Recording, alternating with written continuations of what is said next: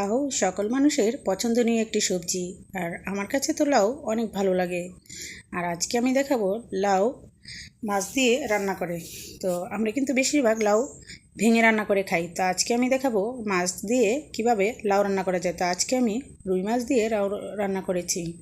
তো চলুন দেখি কিভাবে রান্না করলাম। তো প্রথমে আমি মাছগুলোকে ভালো করে ভেজে নিচ্ছি।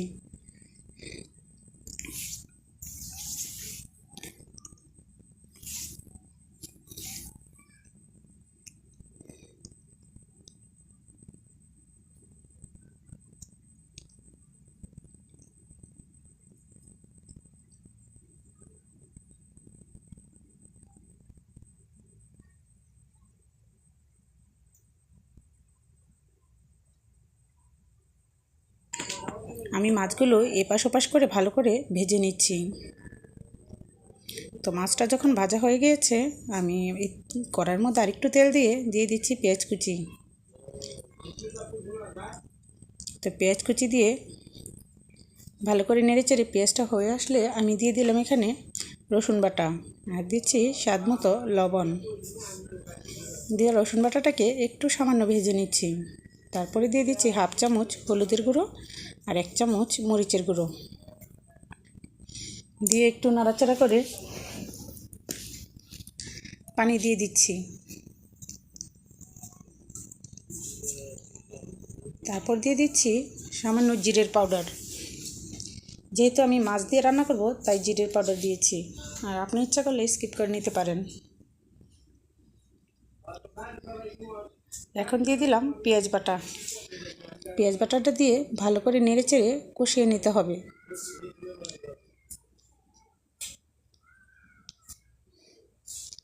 তো ভালো করে কষানো হয়ে গিয়েছে, তো আমি দিয়ে দিচ্ছি অল্প পানি, আর এই পানি দিয়ে আমি লাউটাকে কষিয়ে নিব। তো লাউটা ভালো করে নেড়েচেড়ে তারপরে কিন্তু আমি ঢেকে রান্না করব।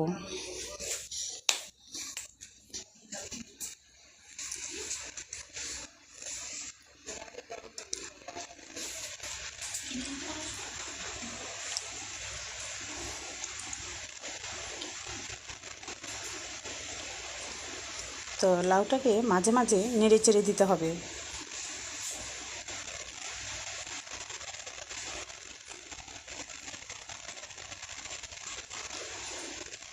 নেড়েচেড়ে তারপর আবার ঢেকে রান্না করব। ঢেকে রান্না করলে তরকারির পুষ্টিগুণ বজায় থাকে।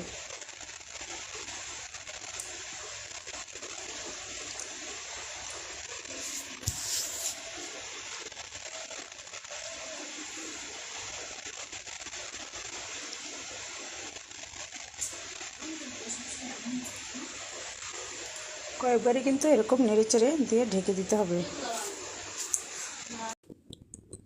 তো লাউটা যখন কষানো প্রায় হয়ে এসেছে, তখন আমি দিয়ে দিচ্ছি মাছগুলো।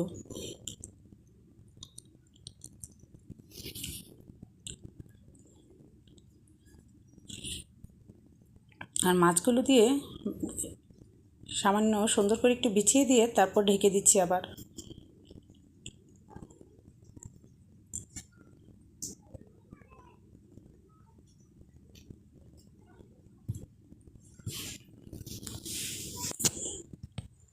তো এখন মাছটা কিন্তু অনেকটাই কষানো হয়ে গিয়েছে, তা আমি এখন পানি দিয়ে দিব।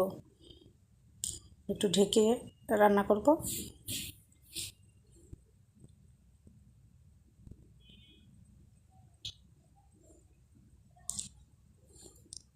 আর এটা তরকারিটা কিন্তু একটু ঝোলঝোলই ভালো লাগে।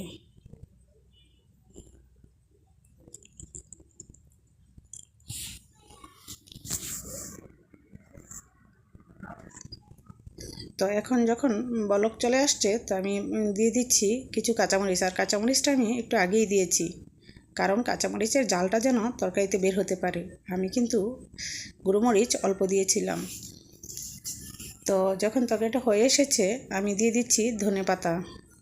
আর ধনেপাতা দিয়ে আমি একবার ঢেকে অল্প সময়ের জন্য রান্না করব। তো হয়ে গিয়েছে আমার তো লাউ দিয়ে রুই মাছ রান্না। তো আমি সার্ভ করে দেখাচ্ছি, দেখুন কতটা সুন্দর হয়েছে কালার। তো ভিউয়ার্স, যদি ভিডিওটি ভালো লাগে তাহলে অবশ্যই লাইক কমেন্ট শেয়ার করবেন, আর ভালো থাকবেন। আল্লাহ হাফেজ। আসসালামু আলাইকুম।